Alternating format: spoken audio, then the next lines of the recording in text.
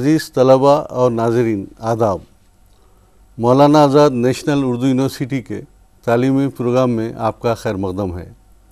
آج کے اس تعلیمی پروگرام میں ایم اے اردو سال دوم کے طلباء کے لیے اردو میں علمی و فنی تراجم کی روایت، اہمیت اور مسائل کے موضوع پر سبق کیا جا رہا ہے۔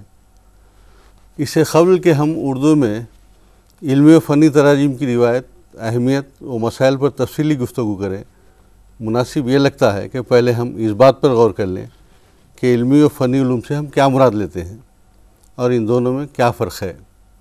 اگر ہمیں علمی و فنی کا ترجمہ انگریزی میں کرنا ہو تو ہم ان دو اصطلاحوں کے مترادفات کیا لیں گے؟ علم کے لیے انگریزی میں جو متبادل لفظ ہے وہ ہے نالج، اور اگر ہم اس کو ترجمے کی اساس بناتے ہیں تو کیا علمی کا ترجمہ پرٹیننگ ٹو نالج یا آف نالج ہوگا؟ مگر یہ ترجمہ کچھ مناسب نہیں لگتا، اور ہم علمی پر مزید غور و خوض کرتے ہیں تو ہماری سمجھ میں آتا ہے کہ علمی سے مراد وہ مضامین ہیں جن سے ہمارے علم میں یا نالج میں اضافہ ہوتا ہے، جو عموماً تدریسی نصاب میں شامل ہوتے ہیں، جنہیں مدرسوں، کالجوں اور یونیورسٹی میں پڑھایا جاتا ہے۔ جب بھی ہم یونیورسٹی میں داخل ہوتے ہیں تو ہماری نظر اس تختی پر ضرور رکتی ہے جس پر اکیڈمکس لکھا ہوتا ہے۔ جی ہاں، علمی کا انگریزی متبادل اکیڈمکس ہوگا۔ اس اصطلاح کے ساتھ آپ نے دیکھا ہوگا کہ ایک اور اصطلاح ڈسپلن بھی جڑی ہوتی ہے، یعنی اکیڈمک ڈسپلن۔ ڈسپلن کے معنی نظم و ضبط کے نہیں ہیں بلکہ شعبے کے ہیں، یعنی اکیڈمک ڈسپلن کے مجموعی معنی ہوں گے علمی مضامین کی کوئی شاخ یا شعبہ۔ اس طرح فنی کا ترجمہ ہوگا ٹیکنیکل، گویا علمی و فنی کا مطلب ہوگا academics and technical. Academic discipline کئی شعبوں پر مشتمل ہوتا ہے، جیسے ہیومینٹیز کے تحت آنے والے مضامین ہیں تاریخ، ادب اور لسانیات، فلسفہ، مذہبیات، بصریات، ڈرامہ، موسیقی، رقص۔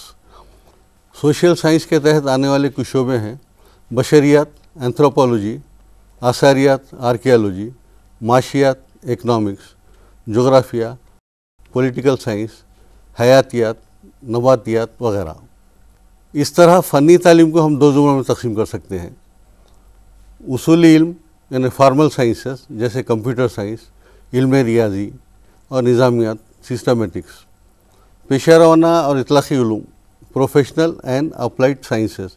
اس زمرے کے تحت بے شمار مضامین آتے ہیں، جن میں سے کچھ یوں ہیں: انجینئرنگ، زراعت، ماحولیات و جنگلات، صحت سے متعلق علوم، فن تعمیرات، قانون، تعلیم، کتب خانے اور میوزیم سے متعلق علوم، سماجی خدمات، صحافت، ذرائع ابلاغ اور میڈیا، بزنس۔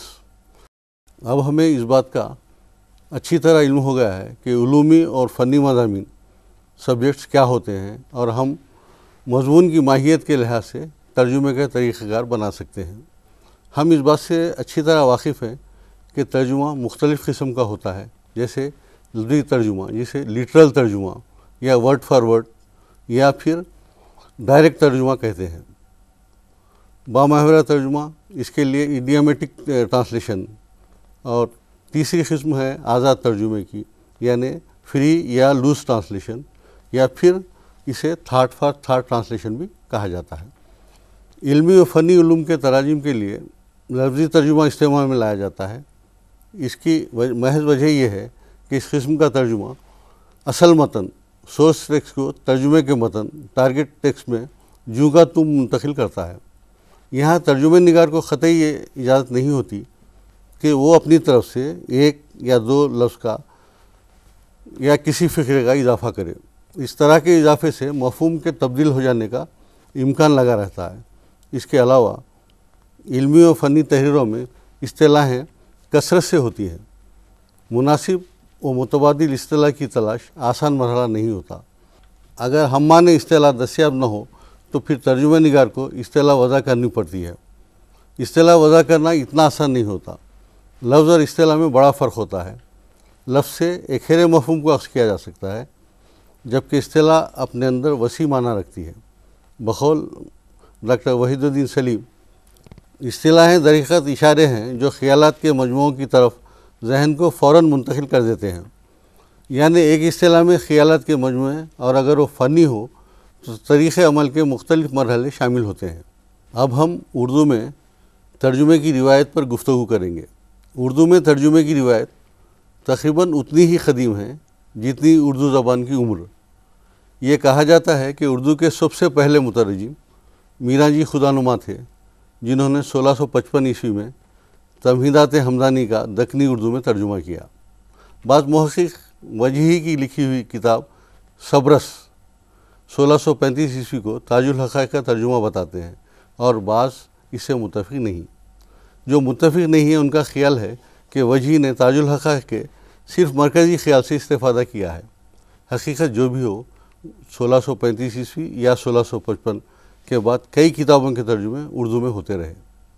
پہلے ترجمے کے لیے عربی اور فارسی کی کتابوں کو ترجیح دی جاتی رہی، اور جب اردو عربی اور فارسی کے اثر و نفوذ سے نکل آئی اور اس نے انگریزی کا اثر قبول کرنا شروع کر دیا تو ترجمے کا محور عربی اور فارسی سے ہٹ کر انگریزی زبان ہو گیا۔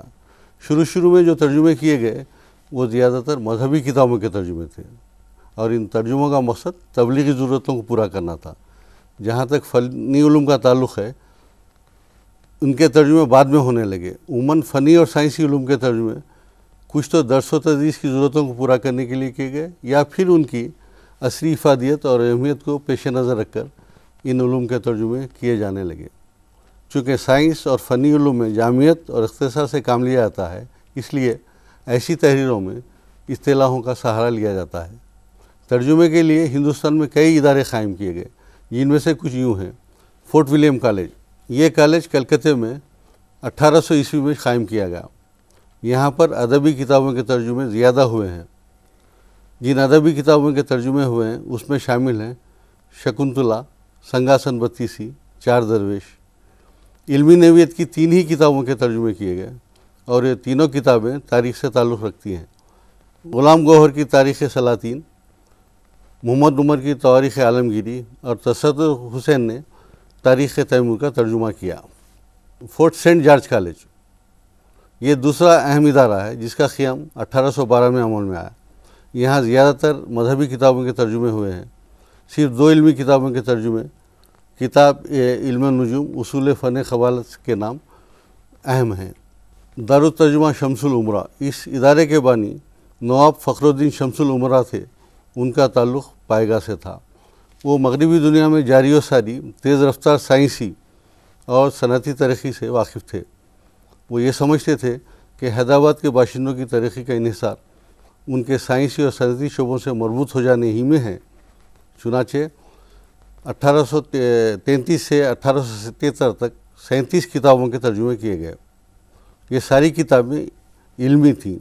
ترجمہ شدہ کتابوں میں کچھ یوں ہیں: علم آب، علم ہوا، علم برق، طبی لغت، شمس الہندسہ اور علم ہندسہ وغیرہ۔ ورناکولر ٹرانسلیشن سوسائٹی، دہلی کالج کا قیام 1825 میں عمل میں آیا۔ یہاں ریاضی، سائنس، فلسفہ، تاریخ اور اخلاق کی تعلیم دی جاتی تھی۔ اس کالج میں 1840 عیسوی میں ایک سوسائٹی بک سوسائٹی کے نام سے قائم کی گئی۔ اس سوسائٹی کا نام 1843 عیسوی میں تبدیل کر کے ورناکولر ٹرانسلیشن سوسائٹی رکھا گیا۔ اس سوسائٹی کے ترجمے اور تالیف کی تعداد 128 ہے۔ ان ترجمہ شدہ کتابوں میں سے کچھ یوں ہیں: الجبرا، اصول علم حیت، رسالہ کیمسٹری، جغرافیہ، طبی علوم و عمل طب، طبیعت، مساحت، رسالہ اعمال جراحی، اصول و قواعد مالیات وغیرہ وغیرہ۔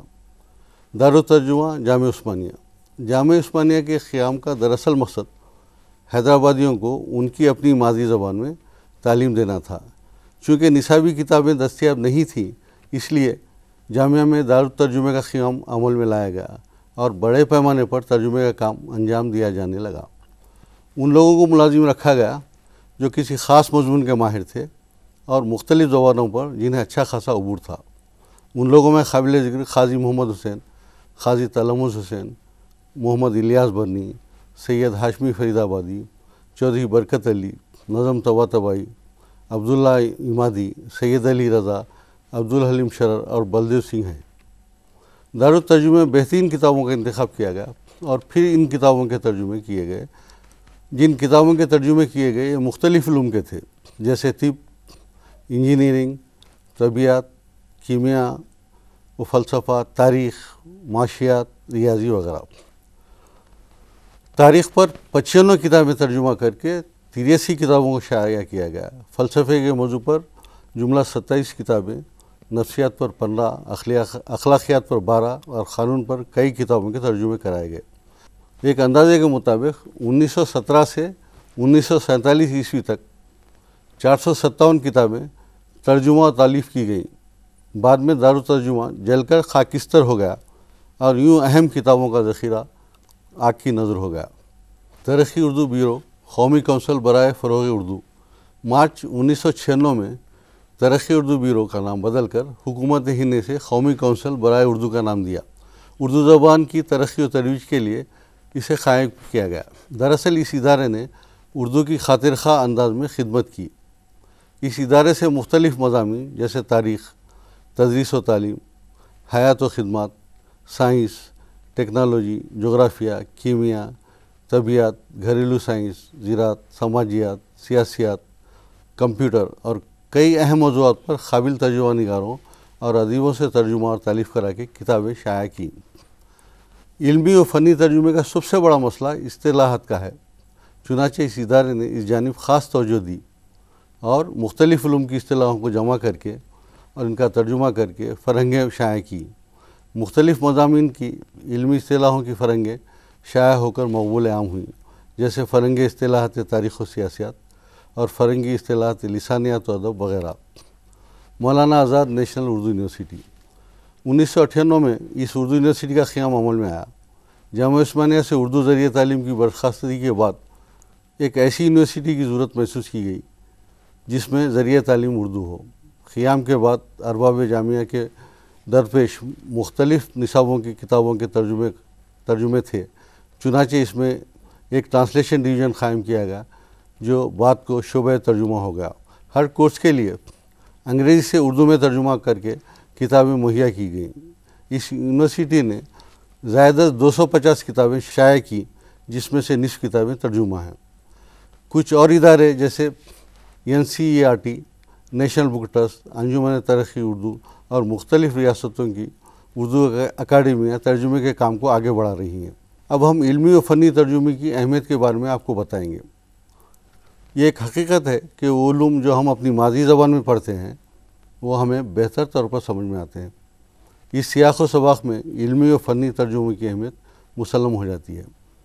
इन तर्जुमे की अहमियत की दूसरी वजह यह है कि दुनिया में साइंस और टेक्नोलॉजी की तरक्की बामे उरूज पर है।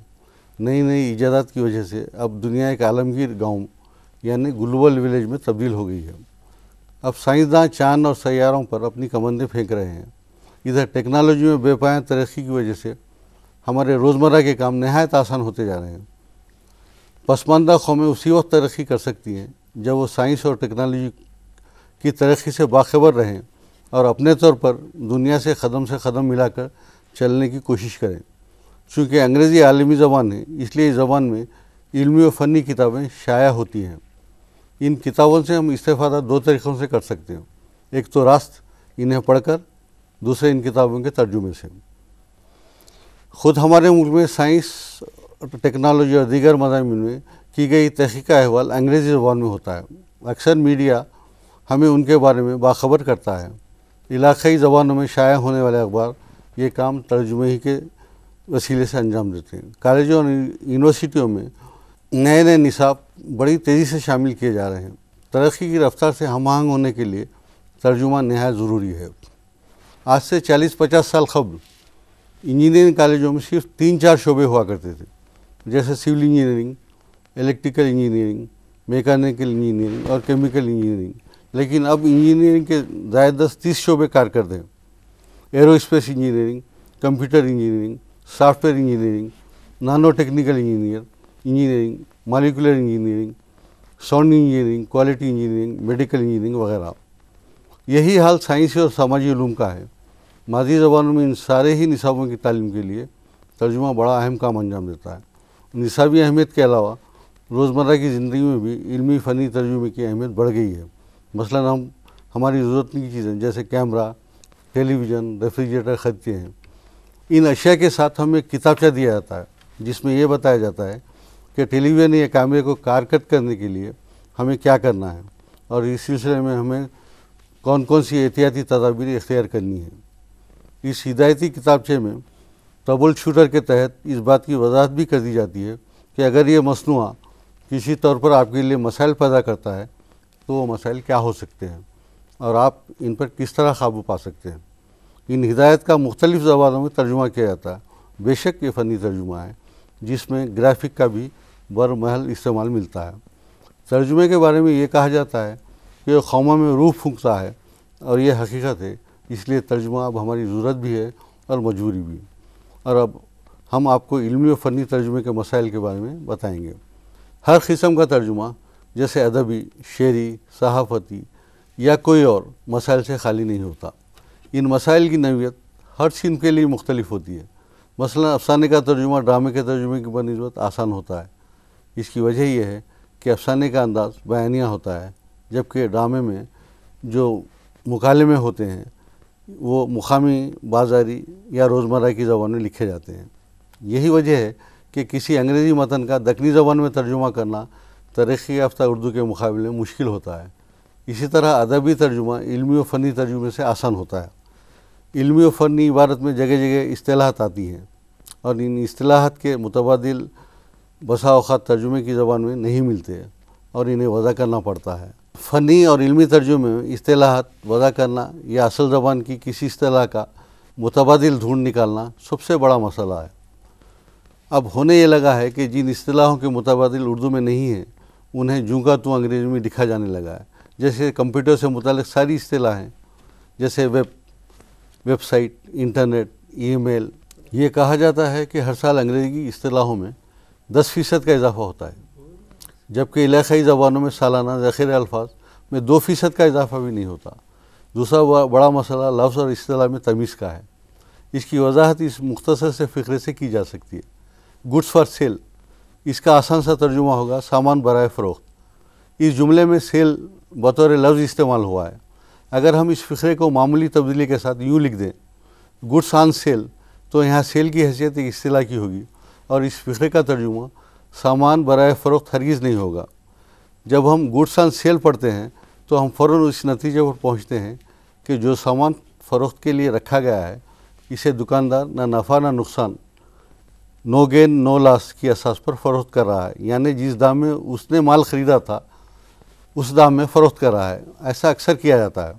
سیل کا بطور اصطلاح مطلب ہوگا چیزوں کی کم داموں پر فروخت۔ اردو میں سیل کی کوئی متبادل اصطلاح نہیں ہے، اور اگر کوئی گڈس آن سیل کا ترجمہ اردو میں کرنا چاہتا ہے کسی ایک کا انتخاب کرے گا۔ سامان کی کم داموں میں فروخت۔ 2. سامان کی قیمت فروخت میں بھاری ڈسکاؤنٹ یا کٹوتی یا رعایت۔ 3. جن داموں میں سامان خریدا گیا انہی داموں میں سامان کی فروخت۔ 4. سیل پر سامان۔ گویا یہاں بہتر ترجمہ ہوگا متبادل اصطلاح نہ ہونے کی صورت میں اصطلاحات کی تشریح کر دی گئی ہے۔ ترجمہ نگار کو علمی و فنی ترجموں میں اکثر و بیشتر اس صورتحال کا سامنا کرنا ہوتا ہے، خاص طور سے قانونی تحریریں فنی نوعیت کی ہوتی ہیں اور جن کے متبادل اصطلاحیں اردو میں کمیاب ہوتی ہیں۔ انگریزی کی 3 اصطلاحیں ہیں: کڈنیپ، ایبڈکشن، ایلوپمنٹ۔ ان کے معنی مختلف ہیں۔ کڈنیپ کے معنی یہ ہیں کہ کسی کو زبردستی اس کی مرضی کے خلاف اٹھا لینا۔ ایبڈکشن کے معنی ہے کسی کا اغوا کر کے اسے ایک شہر سے دوسرے شہر یا ایک ریاست سے دوسری ریاست میں منتقل کرنا۔ اسی طرح ایلوپمنٹ میں لڑکا اور لڑکی اپنی مرضی سے گھر سے فرار ہو جاتے ہیں۔ کڈنیپ، ایبڈکشن اور ایلوپمنٹ کے لیے اردو میں صرف ایک ہی اغوا کا لفظ استعمال کیا جاتا ہے۔ یہ صورتحال اس لیے ہے کہ اردو میں جو ذخیرے الفاظ ہے وہ انگریزی کے ذخیرے الفاظ کا نسبی نہیں ہے۔ ہم اس بات سے واقف ہیں کہ کسی لفظ کے مترادف یا متبادل 2 قسم کے ہوتے ہیں: فعال متبادل ڈائنامک ایکویولنٹ اور حتمی متبادل فارمل ایکویولنٹ۔ علمی و فنی ترجمے کے لیے ہمیں اصطلاح کا حتمی متبادل تلاش کرنا ہوتا ہے جو یا تو اصطلاحی ہو سکتا ہے یا اس کے قریب ترین مترادف۔ بعض اوقات ترجمہ نگار اصطلاح کا ترجمہ فعال متبادل سے کر دیتا ہے، جس کی وجہ سے اصطلاح کا پورا مفہوم ترجمے کی زبان میں منتقل نہیں ہوتا۔ اس مثال سے فعال اور حتمی متبادل یا مترادف کے فرق کو بہتر طور پر سمجھا جا سکتا ہے۔ جملہ ہے a seed germinates when it is sowed. اس مختصر سے جملے کا ترجمہ 3 مختلف جملوں سے کیا جا سکتا ہے۔ جب زمین میں بیج بویا جاتا ہے تو مولکا پھوٹتا ہے۔ جب زمین میں بیج بویا جاتا ہے تو اخوا برآمد ہوتا ہے یا نکلتا ہے۔ جب زمین میں بیج بویا جاتا ہے تو وہ اپجتا ہے۔ جرمینیٹ کا ترجمہ مولکا پھوٹنا یا اخوا نکلنا کر کے ہم نے جرمینیٹ کا فعال متبادل لیا ہے، حتمی متبادل نہیں۔ دراصل جرمینیٹ کا حتمی متبادل اپجنا ہوگا، کیونکہ جرمینیٹ میں چھپے عمل میں بیج کا زمین سے پانی لینا، کاربن ڈائی آکسائڈ اور آکسیجن کے حصول کے بعد اس کا غذا تیار کرنا اور پھر زمین کے اوپر نمودار ہونا، یہ ساری کیفیتیں مولکا پھوٹنا یا اخوا نکلنے میں نہیں ہیں، جبکہ یہ ساری کیفیتیں اپجنا میں پنہاں ہیں۔ انگریزی میں ایک اصطلاح سے کئی اصطلاحیں بنتی ہیں، جیسے سفریج ایک اصطلاح ہے جس کا حتمی متبادل ہے حق رائے دہندگی۔ اس سے مشتق اصطلاحیں ہیں ایڈلٹ سفریج بالغ رائے دہندگی، فیمیل اور ویمن سفریج حق رائے دہندگی نسوان وغیرہ وغیرہ۔ اب یہاں علمی اور فنی ترجمے کا سب سے بڑا مسئلہ اصطلاحات کا ہے، جس کے لیے یا تو اصطلاح وضع کرنی پڑتی ہے یا پھر اس کا متبادل ڈھونڈ کے مناسب لفظوں میں اس کی تشریح کرنی ہوتی ہے۔ عزیز طلباء، آج ہم نے اردو میں علمی و فنی ترجمے کی روایت، اہمیت اور مسائل پر تفصیلی گفتگو کی۔ اسی پر آج کا سیشن ختم کیا جاتا ہے۔ آئندہ پھر ملاقات ہوگی۔ آداب۔